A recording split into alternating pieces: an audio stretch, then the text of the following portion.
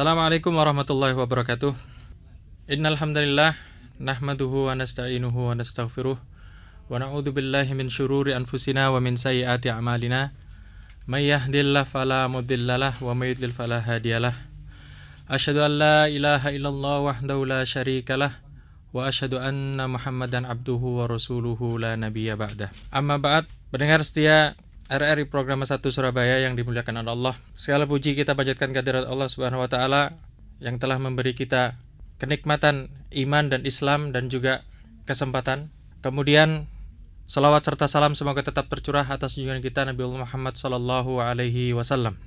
Pada kesempatan kali ini saya Fatahillah, Direktur Mahat Ali Persis Bangil, akan membawakan tema Al-Quran sebagai petunjuk keselamatan. Pendengar setia yang dimuliakan oleh Allah, Allah Subhanahu wa taala berfirman di dalam surah Al-Maidah ayat 15 dan 16. A'udzu billahi minasyaitonir rajim.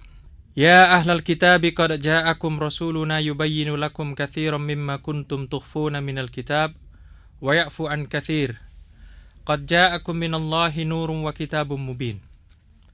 Yahdi bihillahu man ittaba'a ridwanahu subulas salam wa yukhrijuhum minadh-dhulumati ilan nur biidnihi wa yahdihim ila siratim mustaqim. Yang artinya, hai ahli kitab, sesungguhnya telah datang kepadamu Rasul kami, menjelaskan kepadamu banyak dari isi Alkitab yang kamu sembunyikan, dan banyak pula yang dibiarkannya. Sesungguhnya telah datang kepadamu cahaya dari Allah dan kitab yang menerangkan.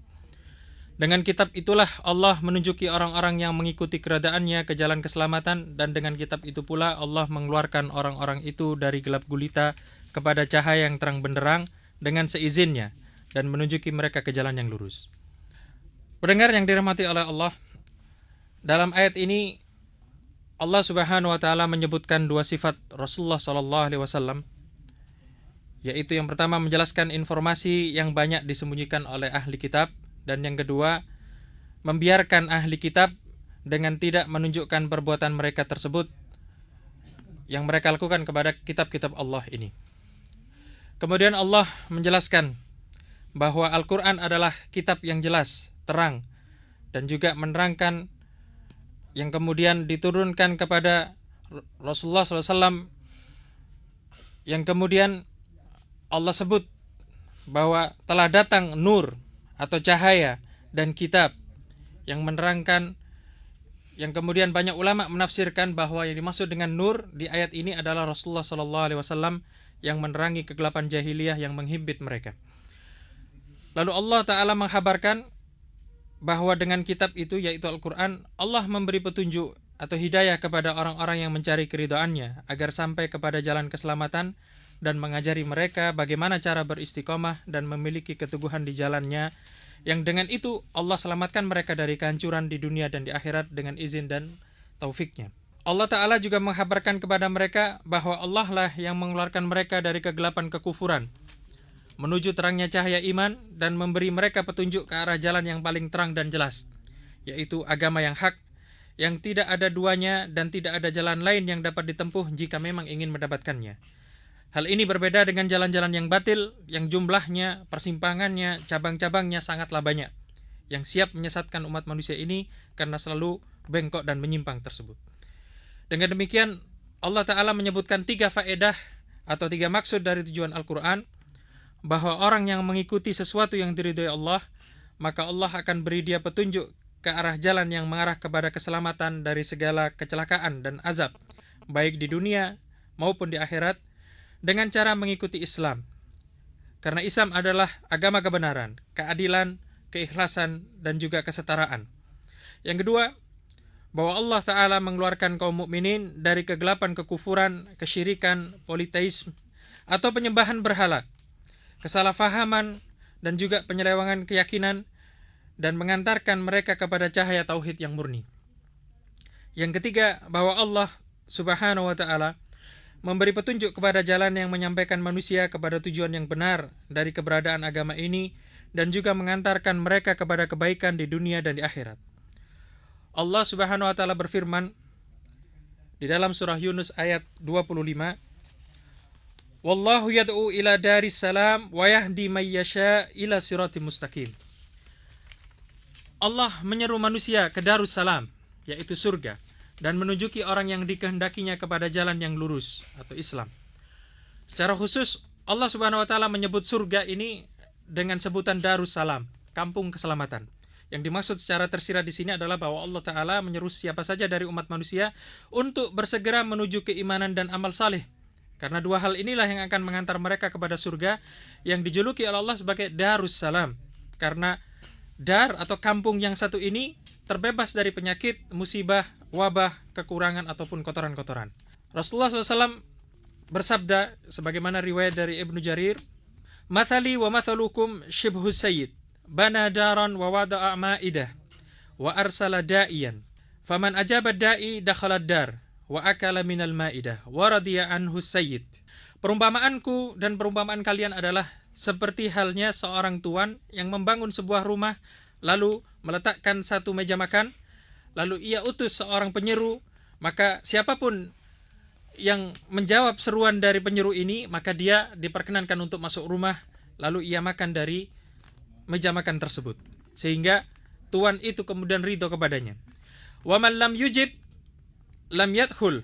Dan barang siapa yang tidak menjawab seruannya, maka ia tidak masuk. Wa lam yakul lam yardu anhu sayyid. Dan barang siapa yang tidak makan, maka tidak akan diridhai oleh tuan tersebut. Maka Allah itulah sayyid ini, dan rumah itu adalah kampung ini atau Islam ini. Adapun al-ma'idah ataupun meja makan itu adalah surga. Sementara penyeru ini adalah Muhammad sallallahu alaihi wasallam.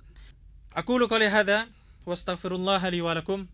Pendengar yang berbahagia, bersama saya sekarang ada Ustadz Nur Adi yang barangkali mungkin bisa bertanya atau menyampaikan pertanyaan. Saya persilakan. Ya, terima kasih Ustadz Fatahillah. Assalamualaikum warahmatullahi wabarakatuh. Ustadz, pagi ini saya jadi penasaran tentang bab keselamatan yang ingin kita raih semuanya.